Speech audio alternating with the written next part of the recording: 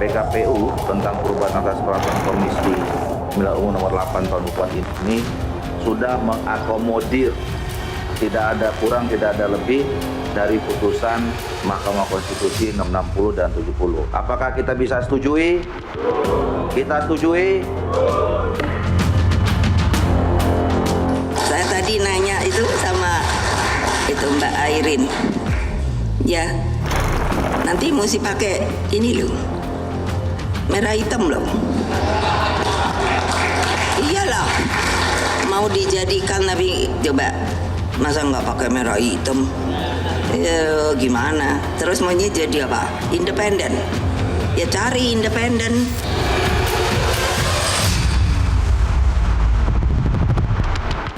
Satu di antara nama yang diusulkan oleh DPD PDI Perjuangan Jakarta dari eksternal itu kan ada nama Pak Anies Baswedan. Bahwa dengan lahirnya keputusan MK, Mas Kaisang tidak akan maju dalam kontestasi pilkada. Iya kok bukan solid, kokoh, plus kokoh. Oh Jakarta itu ya RK Pak Suswono. Kecuali kalau PKS berubah ya, dan dia cukup ngusung sendiri.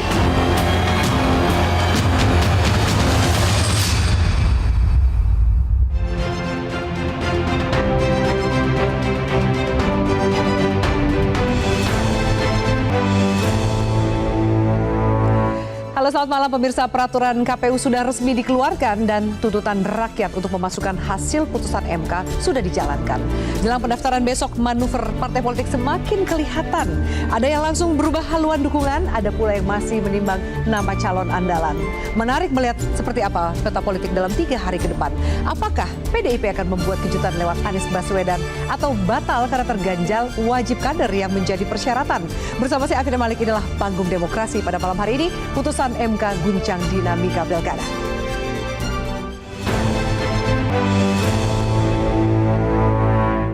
Dan berusaha untuk mengulasnya sudah hadir di studio Metro TV. Pertama, politisi PD Perjuangan, Bang Masinton Pasaribu. Bang Masinton, selamat malam. Ya, selamat malam, Mbak. Terima kasih sudah hadir.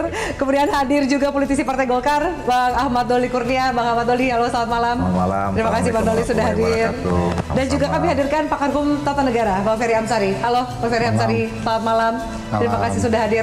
Satu lagi untuk melengkapi diskusi kita, pengamat politik sekaligus Direktur Eksekutif Poltreking Indonesia, Mas Hanta Yuda. Halo Mas Hanta Yuda, selamat malam. Malam, Abi. Terima kasih Bapak-Bapak sudah hadir. Sebelum kita membahas mengenai dampak dari putusan MK, saya sedikit meminta pendapat dari narasumber, terutama Mas Ferry dan Mas Hanta. Melihat tadi kita baru saja breaking news, ternyata ada gelombang lanjutan dari demonstrasi mahasiswa mengenai hasil putusan MK. Padahal kita tahu PKPU juga sudah siap dijalankan. Mengapa masih ada gelombang itu? Dari Mas Ferry, apa tanggapannya? Ya, pertama meskipun DPR dan KPU ya berupaya keras untuk meyakinkan publik untuk mematuhi putusan 60-70, publik tidak melihat bahwa ini persoalan bukan soal sekadar patuh pada putusan MK belaka. Ya.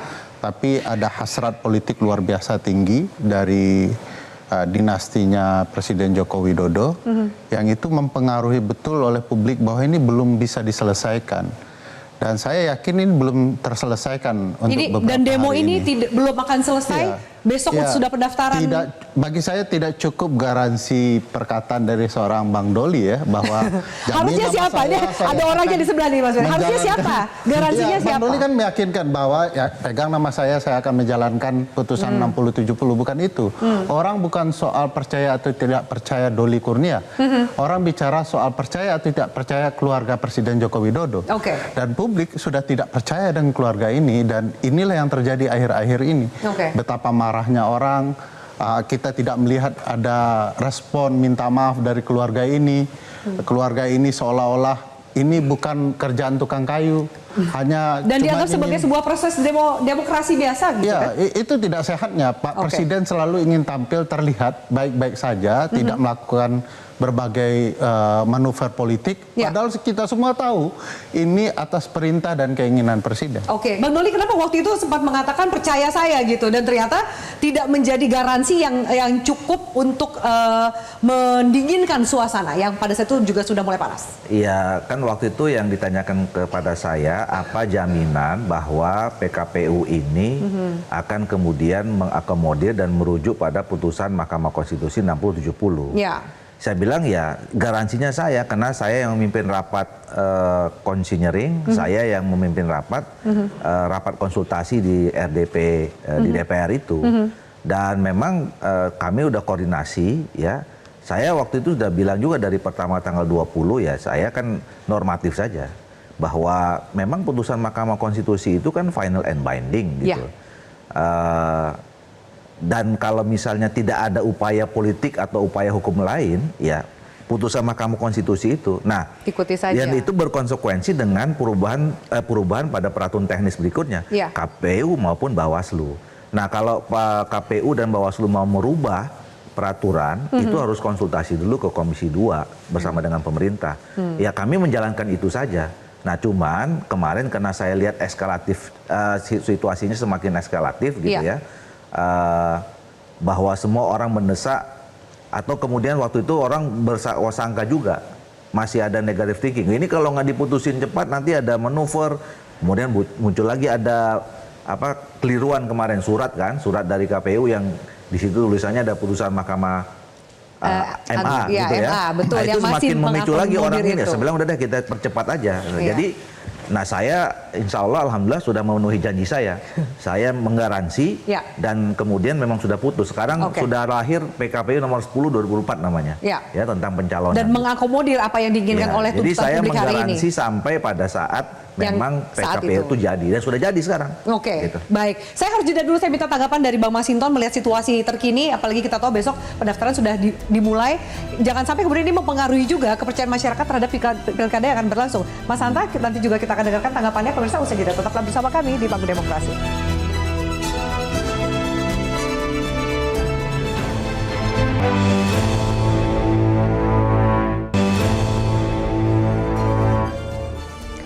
Baik, pemirsa, kami lanjutkan pembahasan kami. Bang Masinton, saya minta tanggapan juga sebagai kader PDIP. Ini tuntutannya, situasi unjuk rasa ini tuntutannya mengawal PKPU. Dari awal juga sudah seperti itu, dan juga menolak politik dinasti. Tanggapan dari PDIP melihat situasi terakhir bagaimana? Iya, ini kenapa, kalau tadi pertanyaannya, kenapa demo masih berlanjut meskipun di DPR sudah ada PKPU segala macam untuk merespon MK tadi. Ini adalah protes rakyat, ya, terutama mahasiswa, elemen masyarakat sipil, ketidakpercayaan terhadap kekuasaan yang selalu mengakal-ngakali peraturan, memaksakan kehendaknya dengan merubah berbagai jenis peraturan. Nah, kalau kita lihat runutannya, ya, ada ini adalah akumulasi. Tapi ini belum akumulasi yang... Ini belum titik puncaknya? Belum titik puncak, tapi ini adalah bagian dari rentetan, ya, di mana selama ini rakyat melihat kesewenang-wenangan kekuasaan secara kasat mata mempertontonkan bahwa apapun, ya, bisa dilakukan oleh kekuasaan dan bisa dipaksakan oleh kekuasaan baik terhadap elit maupun terhadap rakyat. Oke. Nah, itulah yang kemudian terjadi hari ini, yang ini aksi-aksi hari ini, ya, dan besok akan berlanjut terus. Ini bagian dari ekspresi perlawanan rakyat, kekecewaan masyarakat yang selama ini diam, ya, diam bukan berarti dia mau dibodoh-bodohin, mau dikadal-kadalin gitu, tidak.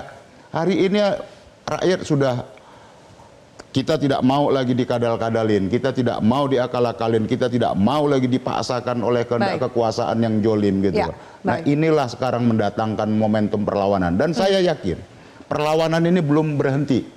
Tapi Anda nggak nakut-nakutin, karena kan sebenarnya di tahapan pilkada harusnya situasinya kondusif. Tidak, saya menangkap suasana kebatinan di bawah. Seperti itu. Oke, baik. Kalau kita tanyakan nih, ya, teman-teman elemen masyarakat sipil, akademisi, kalangan profesional, Nggak ada yang setuju Jadi dengan gelombang cara ini makin akan terus bergulir. Iya, ini kekuasaan norak yang dipaksakan ke rakyat, ya. Baik. Dikira rakyat itu sebodoh ke penguasa yang norak ini. Oke, Mas Hanta, Itu. apakah Anda setuju bahwa kemudian gelombang ini akan berlanjut? Kita tahu juga apakah nanti akan berpengaruh terhadap tahapan pilkada besok sampai tanggal 29 ada pendaftaran calon kepala daerah. Kalau misalnya tidak respon untuk memenuhi aspirasi publik bisa jadi. Jadi saya membaca ini sebagai potret dari ketidakpercayaan publik atau rakyat pada umumnya kepada sistem politik yang sedang berjalan. Terutama lembaga negara, wabil khusus DPR yang tadinya ingin merevisi undang-undang pilkada. Kalau misalnya putusan MK berhenti di situ saja, tidak ada upaya manuver politik dari DPR, ceritanya lain. Yeah. Mungkin tidak sampai seperti hari ini. Yeah. Yang kedua, ini betul eskalasi dari titik akumulasi yang mungkin belum klimaks. Saya tidak tahu apakah hari ini klimaks atau justru akan klimaks lagi eskalasinya. Nah, sehingga saya kira harusnya tidak pemantiknya, jangan dikasih stimulus seharusnya kondisi seperti ini. Okay. Nah, padahal di satu sisi pemerintahan Pak Prabowo ini kurang baik memulainya dengan situasi semacam yang ini. panas seperti Begitu ini. juga dengan pemerintahan Pak Jokowi, jangan sampai kesan di publiknya su'ul khotimah, kita tidak menghendaki seperti itu tentunya. Nah, kaitan dengan pilkada, saya kira isu ini sebenarnya bukan persoalan orang per orang. Betul, setiap keputusan ada yang diuntungkan, ada yang dirugikan. Okay. Tapi bukan sekedar Anies Baswedan atau nama-nama yang punya elektabilitas tinggi kemudian tidak bisa maju karena tidak memiliki boarding pass. Bukan hanya itu, sekedar itu. Yang kedua juga bukan sekedar PD Perjuangan yang ditinggal sendiri. Yeah. Partainya tidak punya kawan sehingga tidak bisa mengusung. Bukan sekedar itu juga. Jadi banyak sekali faktor yang kemudian paling membuat penting menurut situasi saya hari dua ini. hal. Satu, Oke. dari sisi pemilih. Pemilih punya hak. Jadi tidak boleh dikooptasi, semuanya dihegemoni oleh kekuatan sudah menentukan di proses kandidasi. Ya. Jadi keuntungannya dengan putusan MK ini adalah membuka semacam celah, kesempatan, peluang sesuatu yang kabar baik bagi pemilih mendapatkan alternatif pemilih yang lebih variatif, lebih berkualitas, dan yang paling penting esensi demokrasi adalah adanya kompetensi, adanya kompetisi. Oke. Nah, kompetisi yang terbuka inilah dengan putusan MK terobosan ini saya kira rakyat sebenarnya menginginkan lebih natural proses demokrasi berarti kita. tanda kutip ada angin segar lah ya, Iya, Mas tapi Hanta. kalau ini misalnya MK proses ini kemudian peraturan MK berjalan dengan baik, kemudian pilkada dikawal, saya kira mudah-mudahan akan terjadi normalisasi. Situasi nanti pilkada hari ini akan lebih kalau baik kemudian prosesnya. dikatakan bahwa sepertinya gelombang demonstrasi ini belum akan berhenti, apakah akan mempengaruhi juga calon-calon yang akan didaftarkan partai politik menurut Anda? Ini sebenarnya ada kecurigaan kan sampai dengan 29 ini jangan sampai lengah kemudian Ya, kawal. tiba-tiba berubah. Kan ada kemungkinan ini tiba-tiba Bang Masinton, Pak Bang Doli dengan kawan-kawan di DPR merevisi diam-diam, kan bisa kemungkinan sampai ditutup tanggal 29. Ya. Jadi tidak berlebihan kalau mahasiswa gerakan civil society kemudian curiga untuk mengawal sampai dengan tanggal 29 itu. Oke. Jangan sampai ada perubahan. Oke. Nah, sampai di situ maka kalau kemudian proses ini berjalan dengan baik, menurut saya eskalasinya mungkin ya Bang Masinton relatif agak menurun mungkin ya. Bicara soal, sorry Mas Hanta, mau dilanjutkan sebelum saya pindah ke Bang Masinton? Silakan, lanjut. Bicara soal salah satu calon, tadi Mas Hanta sempat menyampaikan ini bukan cuma soal siapa yang maju atau tidak maju. Salah satu tadi disebutkan adalah Anies Baswedan. Padahal hari ini media semua sudah ramai bahwa hari ini nama Anies ini akan diumumkan menjadi calon gubernur Jakarta. Kenapa batal Bang Masinton? Padahal Pak Anies ini sudah memposting sungkem dan meminta restu dari ibundanya, tapi kemudian rencananya tidak semulus seperti yang disampaikan di media. Ini gambarnya bahkan sudah viral, Bang Masinton. Ya, mudah-mudahan persoalan waktu aja. Mudah-mudahan. Kalau ya. persoalan waktu berarti PDIP tetap mengusung Anies? Mudah-mudahan. Itu kan ranah DPP. Kebetulan saya seharian tadi sama beliau di Senayan. Bagaimana membaca dua kali mudah-mudahan? Saya tidak ngikutin dinamika di apa yang terjadi di DPP. Karena saya seharian tadi sama beliau di Senayan. Situasinya yang Anda dengar seperti apa, Bang Masinton? Hari ini kan kita tunggu ada kemudian muncul nama Anies Baswedan bersama Rano Karno. Berbalik kemudian muncul nama Pramono Anung dan Rano Karno. Yang Anda dengar saat ada di ngopi bareng Bang Doli ini apa perkembangannya? Masa nggak memantau perkembangan situasi partai sendiri? Harusnya kalau Pak Pram kan tadi ada ya. Kalau bacaan saya nih, saya kan nggak berani mendahului keputusan partai ya. Tapi saya coba baca. Tadi kan Pak Pram ada. Kalau beliau yang dipasangkan kan harusnya sudah diumumkan tadi. Oh gitu. Kira-kira jadi gitulah. belum fix nih siapa ya, yang... mudah-mudahan tinggal menunggu waktu. Kalau saya preferensi saya ya Anies. Kan begitu ya. Anies kan Rano. ada Anies Rano Karno. DPD PDI Perjuangan DKI Jakarta juga mengusulkan Pak Anies satu di antaranya. Tapi kami ini kan kader partai. Ketika keputusan diambil kami tegak lurus dengan keputusan partai. Benar nggak jadi diumumin karena masih alot diskusi soal Anies harus jadi kader PDIP? Mungkin bukan hanya itu ya. Oh, masih ada lagi yang lebih berat dari itu? Ada banyak hal lah yang harus didiskusikan. Mungkin menurut saya gitu, tidak seteknis itulah ya. Masalah tentang KTA apa segala macam itu kan sangat teknis sekali. Oke, jadi bukan kalkulasinya bukan sekedar harus menjadi kader yang itu menjadi diskusi yang alot Ya antara menurut Anies saya dengan ini PDIP. persoalan waktu aja. Oke, Ya. baik. Saya tanya Mas Hanta, soal hari ini deh yang ditunggu-tunggu sempat kemudian mau breaking news dan lain ternyata nggak jadi juga, dibatal juga. Apakah memang soal waktu atau ternyata alotnya bukan urusan kader, Mas Hanta? Saya membaca dua kemungkinan ya dugaan saya dari faktor internal dan eksternal. Dari faktor internal barangkali bisa jadi soal komposisi yang belum selesai, apakah cagupnya atau cawagupnya. Kalau cagup mungkin soal perlunya komunikasi, komitmen Pak Anies dengan PD Perjuangan karena dalam rekam jejaknya kan terlalu lama berseberangan katakanlah. Tapi itu tidak mungkin tidak bisa dibicarakan. Ada kemungkinan tidak seteknis itu bahasa Bang Masinton tadi. Dan apalagi Pak Anies hari ini sudah pakai batik merah. Sudah pamitan dengan ibu beliau, kemudian juga sudah duduk bersama Pak Bang Rano Karno. Itu tuh kan ramai sekali hari ini. Nah, mungkinkah posisi cawagup yang belum internal, tapi eksternal saya melihat memang saya hanya bisa bilang ada faktor X yang bisa tidak membuat keinginan Pak Masinton tidak terwujud. Nah, saya tidak tahu. Karena Bang Masinton saja kader PD Perjuangan mengatakan 2 kali tadi mudah-mudahan tidak yakin dengan Anies tadi.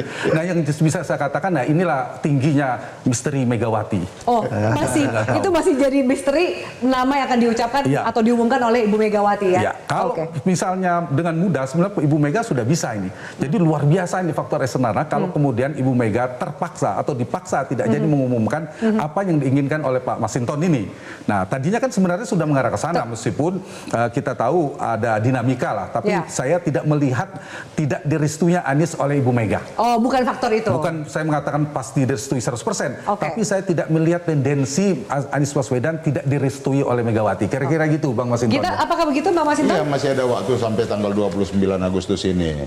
Dulu juga ketika mendaftarkan pasangan Pak Jokowi dan Pak Ahok itu juga di last minute di hari terakhir pendaftaran. Masih panjang ya. Artinya ya kita lihat dinamikanya masih ada sampai tanggal 29.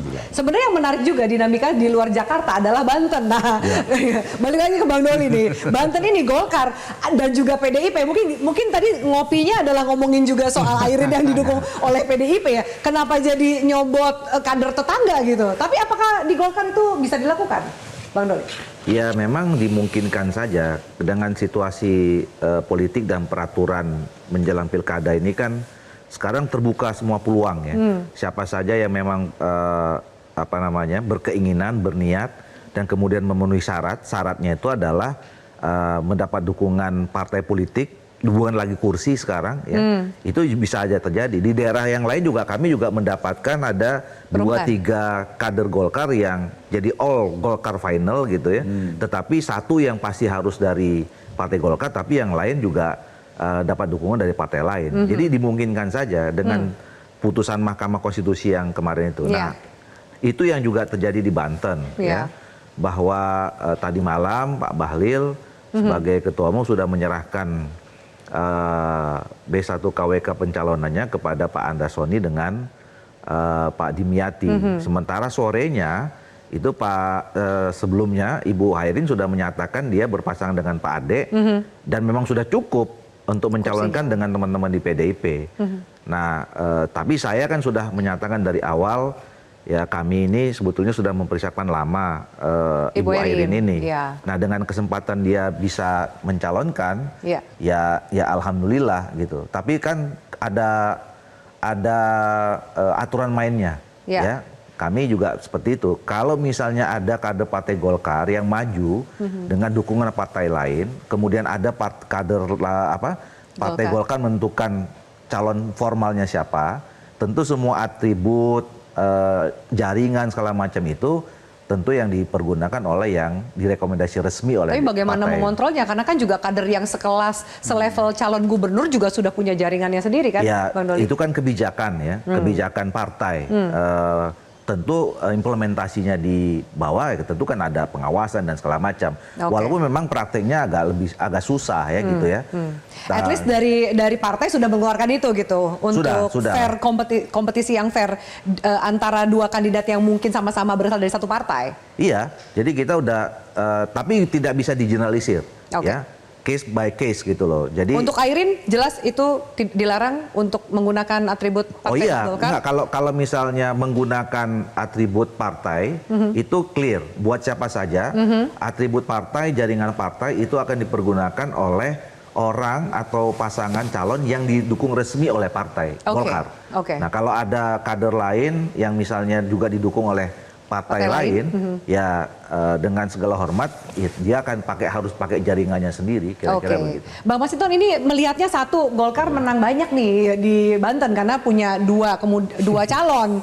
Sementara PDIP jadi harus kerja juga bantuin buat Golkar nih. Bagaimana nanti kampanye dan hitung-hitungannya ya kan? Kok PDIP mau kerjanya buat Golkar ya? Kenapa nggak ngusung kader sendiri gitu? Tapi jawabannya usai jeda. Bang Masinton disimpan dulu jawabannya. Pemirsa, kami akan lanjutkan sesaat lagi.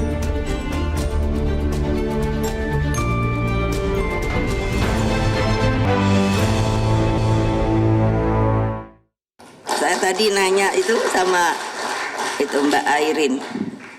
Ya, nanti mesti pakai ini loh, merah hitam loh. Iyalah, mau dijadikan tapi coba masa nggak pakai merah hitam? Ya gimana? Terus maunya jadi apa? Independen? Ya cari independen. Oke, baik, pemirsa, kami lanjutkan. Bang Masinton, tadi kita juga mendengar sama-sama statement dari Ibu Mega yang mengatakan ke Mbak Airin ya, ke Bu Airin, Bu Airin nanti pakai baju merah hitam loh, mungkin karena nggak bisa pakai baju kuning gitu. Atau gimana pesan dari Bu Mega itu gitu? Kan nggak boleh pakai baju kuning kata Bang Doli kan. Jadi jangan Mbak Airin nanti kampanye pakai baju merah hitam karena didukung oleh PDIP. Ya, secara uniform kan PDI ya merah hitam warnanya. Kemudian ya semangatnya harus merah. Artinya pro kerakyat. Nah, kemudian bagi PDI Perjuangan yang mau kita menangkan ini kan adalah rakyat. Maka siapapun itu, baik kader maupun non kader dari PDI Perjuangan, kader eksternal gitu ya, yang diusung oleh PDI Perjuangan, dia harus memahami tentang perspektif ideologi dari perjuangan PDIP. PDI Perjuangan, program-program pro kerakyatan, bagaimana menjaga kebinekaan, ya kan, bagaimana kepedulian terhadap lingkungan, bagaimana memajukan daerah, begitulah. Nah, jadi prinsip PDI Perjuangan adalah itu, orientasi adalah pada rakyat tadi. Jadi nggak masalah untuk mendukung kader partai lain. Bahkan kalaupun ternyata Airin menang tetap jadi kader Golkar loh. Bagi kita no problem, artinya begini, ya yang mau kita menangkan tuh rakyat, bukan sekedar individu-individu. Yang mau kita menangkan ini adalah program-program keberpihakan terhadap rakyat. Itu yang mau kita menangkan, bahwa nanti kerjasama dengan kader partai lain, dengan dipasangkan dengan kader partai sendiri. Jadi ada kolaborasi kerjasama di sana. Begitu. Itu lazim dan biasa. Yang kita pengaruh utamaannya adalah dalam setiap kontestasi itu adalah kepentingan rakyat, menang untuk rakyat. Begitu. Dan nggak apa-apa kalau Bu Airin pakai baju merah hitam, Bang Doli. Saya agak janggal nih kita ngelihatnya, biasanya kan kuning banget gitu. Saya merekomendasikan kepada DPP, Pak Bahlil dan pengurus yang baru itu agar Ibu Airin ini tidak diberi sanksi ketika dia memilih maju berkoalisi berpasangan dengan partai lain. Ya. Nah, tapi begini, saya mau menjelaskan, saya menyambung yang disampaikan oleh Pak Masinton ya. Memang kita dalam menghadapi kontestasi politik, apalagi kita mau memilih calon-calon pemimpin kita di daerah ya. Kan yang paling penting itu adalah bagaimana memang sebelum kita masuk soal kepentingan politik masing-masing, partai politik masing-masing. Kita kan ingin sebetulnya memberikan sosok tokoh orang yang betul-betul menjadi aspirasi atau dari masyarakat bisa ya? membawa kebaikan, perubahan, kemajuan di daerah itu. Terlepas siapapun. Partainya. Tentu yang kedua kita berharap orang itu adalah berasal dari partai kita. Nah, jadi kami sebetulnya juga di daerah yang lain banyak mendukung kader-kader partai yang memang kita tahu bahwa mungkin di daerah itu kader kita belum cukup mumpuni, ya, belum cukup punya akseptabilitas di daerah itu oleh masyarakat yang dianggap mampu membawa kebaikan perubahan seluruhnya di daerah itu. Gitu. Jadi ini praktek yang akan lumrah terjadi. Ya selama ini juga begitu. Pilkada ini kan bukan 2004 aja, ada 2020, 18, dan saya kira pasti pertimbangan setiap partai politik itu adalah mencari tokoh-tokoh ini adalah ini memang bagus. Syukur-syukur dia adalah partai politiknya masing-masing. Tapi kalau enggak ya kita dengan dengan ikhlas ya harus mendukung orang yang memang dianggap baik, dan itu akan kelihatan disitulah peluang menangnya apa tidak. Karena percuma aja kalau kita anggap misalnya bagus, kita anggap bagus, ternyata masyarakat bilang bagus, kita paksain, nggak menang juga. Gitu. Intinya jadi menang sebenarnya, siapa yang akan menang. Mas Ferry, kalau kita lihat apakah ini kemudian jadi dampak pasca putusan MK bahwa akhirnya situasi partai lain mendukung kader yang macam-macam kan, tidak boleh menggunakan atribut partai asal dan lain-lain. Ya, kalau dibaca pertimbangan dan amar putusan 60 ya, betul Mahkamah ingin mengubah situasi sebenarnya, di mana terdapat dominasi koalisi partai tertentu. Saya bisa katakan Kim Plus itu sudah mulai menguasai seluruh wilayah secara nasional, dan sebagian itu mengguncang perasaan partai dan publik pemilih, dan itu yang dibenahi oleh putusan MK. Pasca putusan itu kita bisa melihat bahwa akan muncul calon-calon alternatif, tidak hanya dari partai di parlemen, tetapi di luar parlemen. Bahkan itu juga membuat landscape politik berubah. Yang kemarin sudah bicara siapa calon-calon, harusnya setelah itu akan berombak ulang. Dan itu juga yang terjadi di PDIP yang berbicara cukup panjang, Pak Anies Rano atau Pak Anies Masinton kan, animasi begitu ya. Itu kan pembicaraan ya?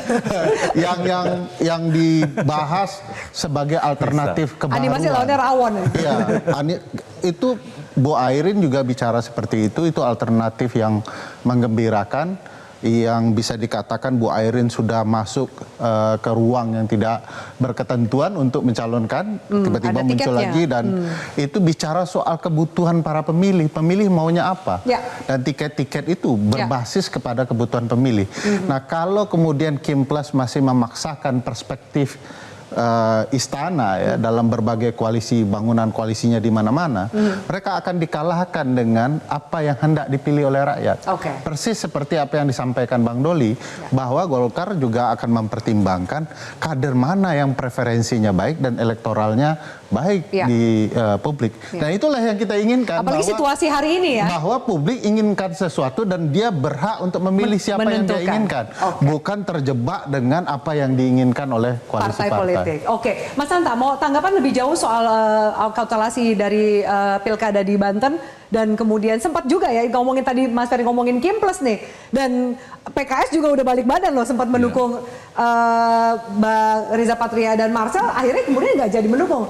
Adakah arah ke sana bahwa mumpung belum pendaftaran masih sah-sah aja untuk belok kalau badan? secara umum tidak hanya Banten, putusan MK itu sebenarnya berpotensi merubah. Kalau mengguncang dalam tema kita ini dua hal, peta koalisi kandidasi dan peta kompetisi eleksi atau election. Nah, kalau peta koalisi kandidasi, dugaan saya kalau dalam konteks nasional mungkin tidak terlalu signifikan. Kim Plus makin tetap solid untuk menjelang pemerintahan Prabowo Gibran. Nah, untuk pilkada daerah sangat strategis seperti Jakarta, Banten, Jawa Barat, Jawa Timur, Jawa Tengah, dan yang strategis lainnya, mungkin menurut saya tidak berubah. Mungkin akan ada beberapa daerah yang terkoreksi, ada yang bisa maju sendiri dan seterusnya. Tapi yang wilayah strategis ini tidak. Kenapa? Karena ada magnet yang juga kuat daya tariknya, pemerintahan yang baru. Sudah ada konsesi baru, sudah ada negosiasi baru, ada kesepakatan baru, dan sebagainya. Di saat yang sama ada yang sedang bermuktamar, sedang bermunas dan sebagainya, posisinya adanya ujung tanduk dan seterusnya. Sehingga ibarat fisika politik itu gaya sentripetalnya tetap kuat dan sentrifugal berlawanan kan, terlepas atau semakin merekat gitu ya. Nah, dugaan saya untuk peta koalisi kandidasi tidak terlalu signifikan. Jadi Kim Plus ini bisa dikatakan solid gitu, meskipun ada beberapa dugaan peta solid di daerah-daerah potensial yang saya sebutkan di Jawa terutama. Kalau di luar bisa jadi ngusung sendiri, lepas PAS dan sebagainya. Yang kedua, yang menarik adalah peta koalisi kompetisi. Ini yang paling kabar baik buat kita. Potensi di mana seorang kandidat yang tadi di dalam koalisi yang sudah terkonsolidasi tadi hanya melawan kotak kosong, hampir sulit tertutup peluangnya hampir semua daerah. Jadi muncullah pesaing-pesaingnya. Yang kedua, melawan calon boneka atau calon independen atau perseorangan itu juga menjadi kecil. Yang terjadi adalah kompetisi, dan kompetisinya benar-benar kompetisi. Kita lihat jadi perdebatannya Anies Baswedan atau siapa. Kemudian di Banten Pak Ibu Airin bisa maju, di Jawa Tengah Pak Andika dan sebagainya. Jadi menarik sebenarnya. Dalam konteks ini sebenarnya ini kabar baik bagi demokrasi, bagi pemilih, terlepas dari kepentingan politisi dan partai dan sebagainya. Sehingga ini saya kira harus kita kawal bersama, karena bukan sekedar yang saya katakan tadi, bukan sekedar calonnya siapa, partai apa, yang paling penting adalah bagaimana kita mengawal proses tadi, bahwa ini mungkin merubah peta kompetisi, mungkin saja. Nah, yang kedua, saya ingin masuk pada wilayah di mana dinamika Pak Anies sebagai hari ini. Nah, itu hal yang berbeda. Karena lebih dari sekedar Banten. Kita bicara Jakarta, pasti barometer Jakarta adalah barometer nasional. Di sana ada persoalan eskalator politik 2029, mungkin bisa dikaitkan dengan nilai 11 dari 100. Jadi banyak variabel-variabel. Benarkah kemudian ini masih jadi residu dari Pilpres, pertarungan di Jakarta? Ini menarik, pilkada kita ini bukan hanya pertama dilakukan serentak. Yang kedua, dia masih bercita berbau sangat Pilpres. Ditahan dulu Mas Hanta di situ, karena saya harus jeda supaya nanti diskusinya saya tidak terpotong oleh durasi pemirsa. Apakah kemudian masih ada residu Pilpres di Pilkada Jakarta? Kami lanjutkan sesaat lagi. Tetaplah bersama kami.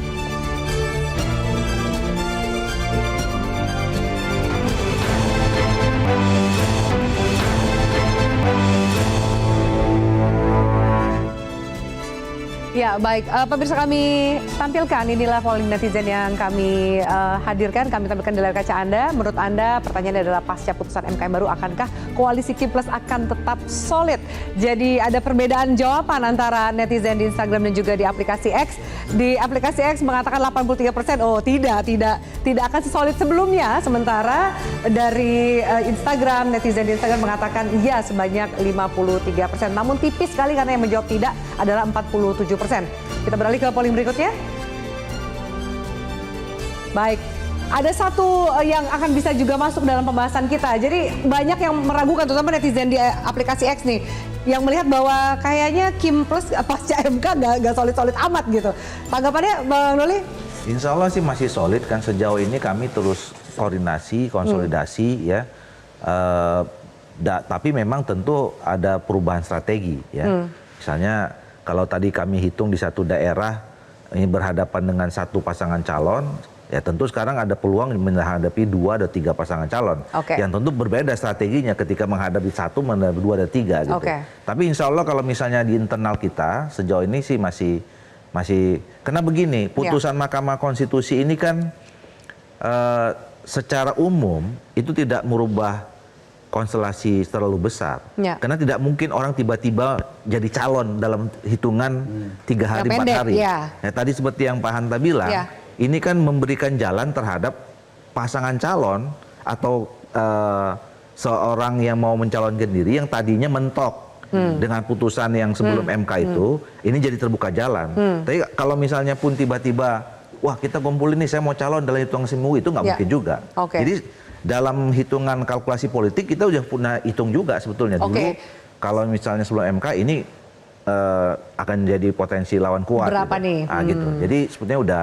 Termasuk PKS kan sempat nggak jadi mendukung Anies karena dikatakan suaranya nggak cukup. Tapi kalau putusan MK kan sebenarnya jadi cukup. PKS kira-kira akan bahkan lebih dari cukup. PKS kira-kira akan berbalik badan. Ya sejauh ini. Diskusi ini? Gini, kami kan kemarin waktu mendukung menyampaikan proposal Ridwan Kamil ini kan prosesnya cukup panjang ya. Kami datang ke Kim, alhamdulillah diterima. Terus kemudian kami juga menawarkan kepada partai-partai politik yang sekarang tergabung ya, Nasdem, PKB, PKS gitu. Dan itu kan tidak mudah. Artinya prosesnya panjang, setidaknya 3 minggu lebih itu. Ya, diskusi dulu. Jadi ada komitmen yang sebenarnya cukup mengikat lah ya. Artinya dalam proses yang cukup panjang itu ada chemistry, ada komitmen yang cukup kuat yang mudah-mudahan Kalau saya yakin insya Allah kita tetap solid. Oke, jadi balik lagi ke PDIP. PDIP gimana ini? Apakah kemudian juga ada upaya untuk menggoda Kim plus, biar nggak plus-plus banget gitu. Di minimal yang DKI Jakarta ya kan. Minus sih enggak, tapi nggak plus-plus banget gitu, Bang Masinton. Ya tergantung aja, itu kan kedaulatan masing-masing partai ya. Tapi kan ada upaya. Jangan sampai PDIP nanti justru bergabung lagi.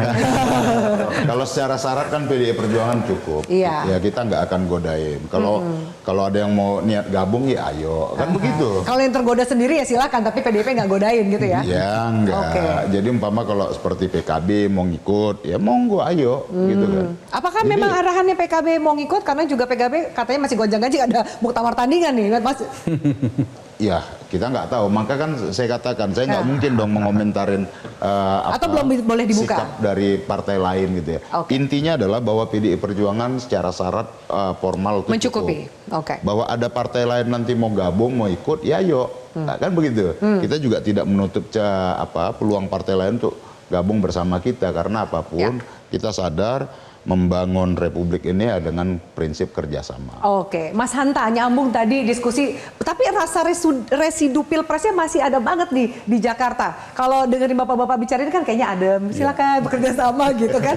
Yang di bawah belum tentu. Melanjutkan tadi tanggapan dan juga statement dari Mas Hanta. Sebelum saya ke Mas Ferry. Iya betul, tidak bisa dipisahkan karena terlalu dekat jaraknya dengan pilpres dan sepertinya belum tuntas ya kalau kita perhatikan. Jadi misalnya di Jakarta, kalau kita bicara di Jakarta kan ini variabelnya Anies Baswedan dan PD Perjuangan kan yang sangat menentukan. Nah, dua entitas politik ini sebenarnya secara rasional sangat bisa bergabung. Sangat bisa kalau saya bicara Jakarta. Kenapa? 3 faktor, elektoralis, teknis maupun strategis. Secara elektoralis apa? PD Perjuangan membutuhkan figur yang peluang menangnya besar dikalkulasi. Jadi peluang elektabilitas. Jadi itu kalau dikalkulasi pertimbangan elektoralnya Bang Masinton benar. Harus bersama Anies Baswedan. Apalagi mereka punya lawan politik yang sama. Karena musuhnya kawan kita adalah lawannya musuh kita adalah kawan kita dalam politik. Nah, ada persamaan di situ. Yang kedua, secara strategis dua kekuatan ini kalau disatukan, dia kan dua kekuatan oposisi yang terkonsolidasi. Kita tahu PD Perjuangan adalah satu-satunya partai politik yang secara resmi kekuatan politik yang bertanda petik di posisi oposisi. Dan Anies Baswedan adalah figur yang merepresentasikan kekuatan oposisi. Kalau ini bergabung, dia menjadi kekuatan yang kuat. Tidak hanya sekedar PKS PD Perjuangan, tapi ada orang yang memilih pasangan ini bisa jadi bukan karena suka Ridwan Kamil dan tapi yang kontra Jokowi, yang kontra Prabowo akan berkumpul di sini. Belum tentu dia suka dengan kandidat yang didukung oleh ini. Dan ada soal teknis simbiosis politik mutualisme. Simbiosis mutualismenya adalah saling membutuhkan, satu punya boarding pass tapi butuh elektabilitas figurnya. Anies Baswedan punya elektabilitas yang mumpuni tapi tidak punya boarding pass. Problemnya hari ini PD Perjuangan, partai Bang Masinton punya opsi banyak. Tidak harus Anies, bisa nama lain Pramono Anung, bisa juga nama Pak Ahok dan sebagainya. Tapi Pak Anies hanya satu opsinya kalau mau maju, harus yaitu PDIP Perjuangan. Tapi akan rugi untuk PDIP jika tidak akhirnya memilih Anies untuk diusung di Pilkada Jakarta. Secara elektoral saya jawab rugi. Rugi. Saya data secara elektoral. Tapi kalau soal akseptabilitas, kedekatan, kader dan seterusnya pasti punya pertimbangan. Tetapi kabar baiknya di Jakarta, Ridwan Kamil yang tadinya melawan kota kosong, kita prediksi datanya kalau kota kosong itu tidak jauh juga sebenarnya. Saya mengistilahkan ini skema atau skenario kompetitif. Angkanya di poltreking itu 48 dan 40%. Jadi belum tentu juga ada perlawanan. Kemudian tapi yang menarik itu kan skenario Makassar yang pernah kalah dengan kota kosong. Tapi skenario kedua, skenario melawan calon perseorangan, skenario Surakarta atau Solo. Data surveinya jauh, Ridwan Kamil hampir 50%, 48%, tapi yang memilih calon perseorangan ini hanya 1,2%. Kalau ini yang dituju sangat mudah Ridwan Kamil sebentar lagi akan dilatih. Nah, yang terjadi 1 dan 2 skenario ini kan hampir tertutup. Yang terjadi adalah skenario yang betul-betul kompetisi, betul-betul sengit sengit. Apalagi kalau yang diusung adalah Anies Baswedan.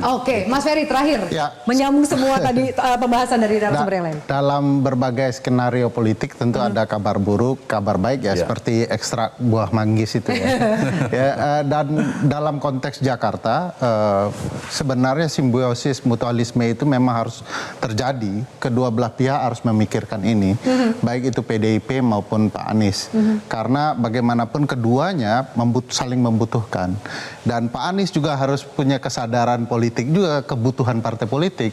Karena jangan ambil untung saja untuk maju 2024 ini. Lupa keuntungan apa yang harus dipikirkan oleh PDIP di 2029 nanti. PDIP itu kan tidak mau jadi jalan tol saja bagi Anies Baswedan untuk 2024 sampai 2029. Mereka juga membutuhkan bahwa Anies akan selalu bersama mereka menuju 2024. Jadi kebutuhan ini yang perlu disadari termasuk oleh pemilih. Kok tiba-tiba Anies bergabung dengan PDIP dan PDIP bergabung dengan Anies, karena mereka punya kesadaran bersama, musuh bersama yang mungkin mereka harus hadapi bersama. Oke, baik. Terima kasih Bapak mendaktari diskusi kita. Kita akan lihat karena besok hari pertama pendaftaran siapa yang mungkin sudah mulai pengumuman dan juga mulai mendaftar. Terima kasih atas diskusi kita dan waktunya. Dan pemirsa, meski sempat akan diakali, akhirnya putusan Mahkamah Konstitusi sepenuhnya diakomodasi. Perlahan terlihat dampaknya, yaitu mengubah konstelasi. Kandidasi yang membuka peluang menguatkan akandidasi seketika tersisi. Lalu manuver politik yang syarat aroma monopoli bisa jadi batal dieksekusi.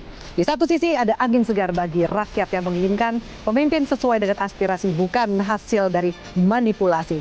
Pendaftaran pilkada hanya tinggal begitu hari, kita lihat manuver politik yang bisa terjadi. Saya Fini Malik undur diri, selamat malam, sampai jumpa.